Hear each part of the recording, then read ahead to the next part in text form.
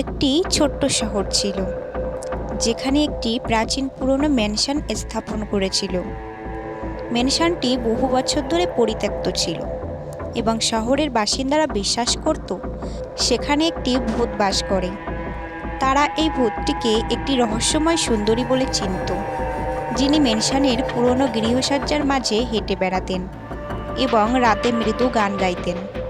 একদিন একটি তরুণ পুরুষ নামের অরিজিৎ শহরে আসেন একটি নতুন চাকরির খোঁজে। তিনি ম্যানশনটির সম্পর্কে শুনেছিলেন এবং তার মধ্যে আকর্ষণ অনুভব করেছিলেন। অরিজিৎ সাহস করে ম্যানশনের ভেতরে প্রবেশ করেন এবং সেখানে তিনি দেখেন সুন্দরী ভূতটি একটি পুরনো পিয়ানো বাজাচ্ছে। তার গানের সুরে অরিজিৎ মুগ্ধ হয়ে পড়েন। সুন্দরী ভূতটির নাম ছিল মীরা।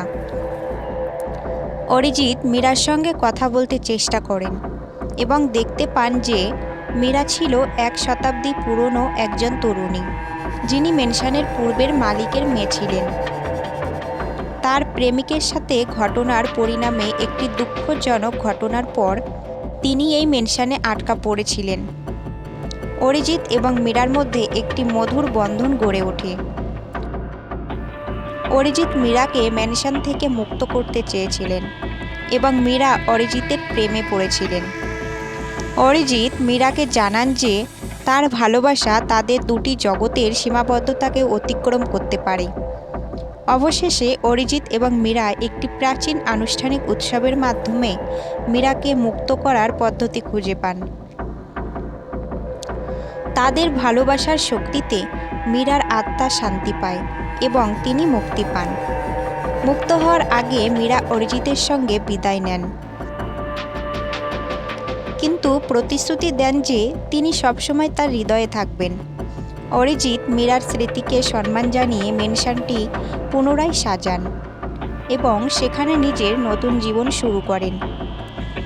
মীরা অরিজিতের জীবনে এক সুন্দর স্মৃতি হয়ে থাকেন এবং তাদের প্রেমের গল্পটি শহরের বাসিন্দাদের মাঝে প্রেরণার উৎস হয়ে ওঠে। আমাদের পৃথিবীতে এমন অনেক ঘটনাই ঘটে যেগুলো কিনা সত্যিই আশ্চর্যজনক এবং রহস্যময়পূর্ণ।